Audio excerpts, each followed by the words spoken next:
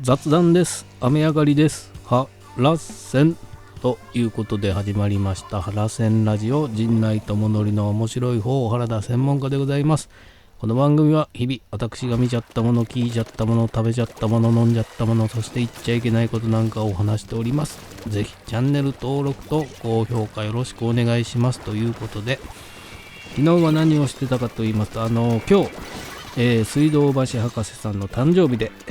阿佐ヶ谷ロフトで朝やんボル20が行われまして、それのオープニングをずっと作っておりましたが、なかなか大変でして、物語を作ってるようなもん、曲に乗っけてね、絵で見せる物語というか、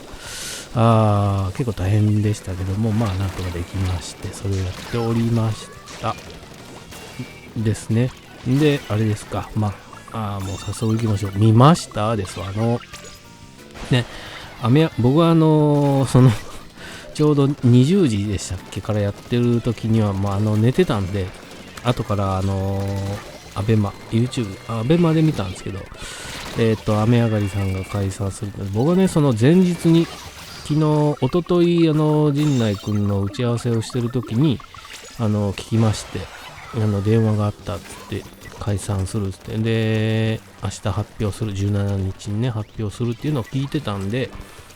知ってはいたんですけども、でその後ね、一昨日は陣内くんの打ち合わせの後、三又さんと打ち合わせがあったんで、三又さんに会った時に三又さんには言いました知ってます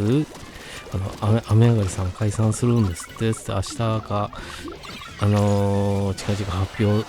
があるそうですけどもって陣内から聞きましたっつってね、三又さんには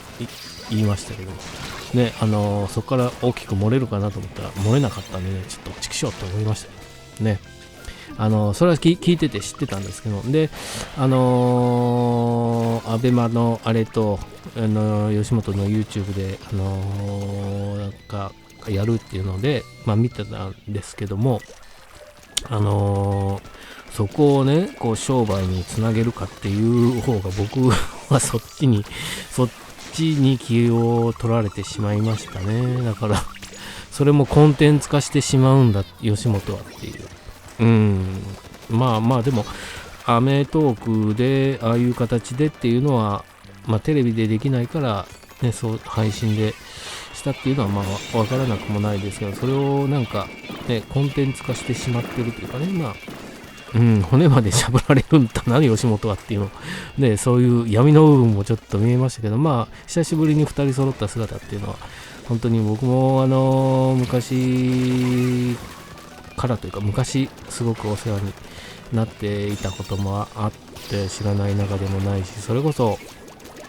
あれは何年前ですか、もう5年6年もっと前かな、に行列に出たのが何年でしたっけね。行列に出たのが、よいしょ、行列に出たのがあれは確か2014年ですね。だからもう7年前ですわ。2014年に行列のできる法律相談所に出た時の MC があれ、週替わりじゃないですか。で、宮迫さんだったんですね。で、その時に久しぶりに、その前にもね、スピードワゴンの小沢さんの誕生日会で1回会ってて、2回ぐらい会ってるんですよね。で、全然知らない中でもないしっていうのでね、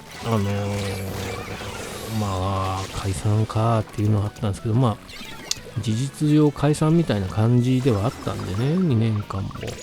コンビの活動がなくてみたいなのあとで、それ解散する必要があるのかなっていうのはやっぱり吉本が許さなかったんでしょうか、それとも蛍原さんのけじめがねつけたかったのかみたいなのはありますけどね。あれを解散するっつってね、あれだけね YouTube もすごい再生回数ね、1日で昨日見た時点で300何万回でもう400万回いってんじゃないですかって考えたら、まあそうね、あれやったことでこう吉本に対して与えたダメージというか、その負債部分はそれで帳消しにしてくれたのかなって思いますからね。それで一回ここで区切りつけて、まあ今後ね、こう遺恨なくね、2人がまたどっかで活動できればね、いいのかなとは思いますけども、まあ本当に単純な話、そこをコンテンツ化するんかっていうのは僕は思ってしまいましたけど、まあね、番組を見たら解散に至った経緯みたいなのはよく語られてたんで、まあ本当に蛍原さんが納得できなかった部分がすごく溝が深くなっちゃったのかなとは思いましたけどもね。っていうか、もう宮迫さんの活動を見てて、戻る気ねえだろうなっていうのは、常々僕は思ってたんでね。だから、戻る詐欺じゃないですか。とは思いますけど、戻る気があるんだったら、本当にね、生活のことがあるんでどうのとかね、こう、稼ぎ口がいるからとかはあるんですけど、そこまで黒い噂の絶えない人と組んでする必要もねえだろうとは僕は思ってた。それはしょうがないというか、なんだろうなとは思いましたけどね。それがありまして、ですかね。本当に、まあ、いろいろ本当にお世話になったというか、昔、福島ってね、大阪の福島区に住んでる時に、東京出るちょっと前ですよ、本当に2丁目まだ出番あった時に、家まで行って、もう俺引っ越すから服やるわつって宮迫さんからいっぱいたくさん服ね、福島の家まで行ってもらって帰ってきた覚えがありますもんね。みたいなことをやっておりましたけども、まあ解散してしまいましたがね、まあアメトークは番組が残るっていうんで、それはそれで良かったのかなとは思うんですけど、まあでもね、こっからね、どれぐらい続くのかっていうのはまあ本当にわかんないですけども、まあことごとくね、雨上がりさんがハマってたであろう企画のところにね、まあ新しい芸人というかね、まあほぼ千鳥が入ってきてるじゃないですかっていうところを見ると、まあね、これを機にというかね、まあこういう形で世代交代じゃないですけど、そうやって入れ替わってね、スルッと入れ替わっていくんだろうなっていうのはあるこのテレビ史の中で一つのある事件ではあったのかなとは思いましたけどね。そんなのを見ておりまして、もう一つね、ドラマ言っときましょうか。された側のブルーね、これ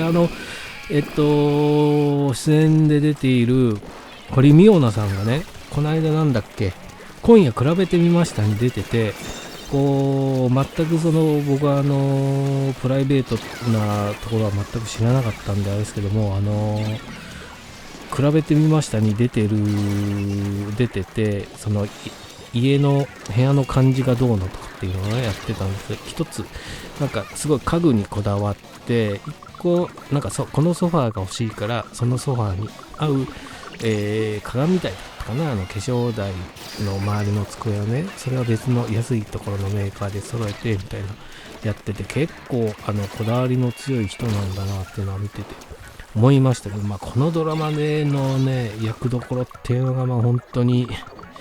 なんていうんですか、ずるい女というかね。いや、これ今後ね、不倫をしてるんですけども、その不倫ねと会社の上司ですかと不倫をしてて、そこでもね、その間もちょっと危ういぞみたいなので、片やこうね、弁護士つけて離婚を迫られているっていう状況で、これね、あと数話で終わるでしょって思ったらね、これどうなってしまうんだろうね。された側のブルーっていうタイトル、された側の旦那さんの方ね、あの人はなんだろう、こうすっきりするのかなってどっちに着地するんだろうっていうのはねドキドキしながら見ております。これは非常に面白いですね、本当に。こう入り乱れておるんでね、面白いですね。だからお互いねこうされた側同士がくっつくのかなと見せといて、これどういう風になっていくんだろうかっていうのをね楽しみに見ておりますがね、面白いですね。いや普通に面白いですねっていうのを見てて思いましたが、どうだろうな、最終的にまあ何もなくというかね、離婚もせずお互いがね2つの、夫婦がなく、丸く収まるとは思いませんからね。片っぽ別れてお互い別れてこうくっつくみたいなのはさすがにないとは思いますけども、どうなるんだろうなね。誰ですか、このされた側の方の犬飼武さんですかがね、どうなるんだろうかというのが気になって見ておりますがね、この人はねすごく純というかピアスもねつけたまんまにいるし、でちょっと情がねほろりとね、やっぱり俺が我慢すればみたいなところもあっても、いやでもやっぱり我慢できないみたいなね感じですよね。僕はこの人を応援したい。どうなっていくのか。いやこればっかりわかんないな。どう転んでもね面白くなりそうなんで、これは最後まで楽しみに見ておりますといったところですわ。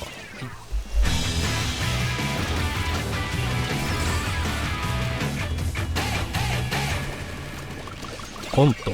解散。ちょうど時間となりましたね。熟年離婚みたいなもんやって言ってましたけどね、本当にどうなんだろうな。解散するコンビとしてね、あれは必要はないような気もするんですがね、いろいろ吉本、でも一番は多分蛍原さんの気持ちの整理だったんだろうなとは思いますけどね。中でね北海道に行って富良野に行った時の話なんかね、本当に楽しそうに話してましたもんね。というのはだからコンテンツ化されてしまってますけども、それ骨までしゃぶられてんなと思いながら見るしかないんですけど、楽しかったんで、良かったんじゃないですかね。といったところでチャンネル登録と高評価よろしくお願いします。ありがとうございました。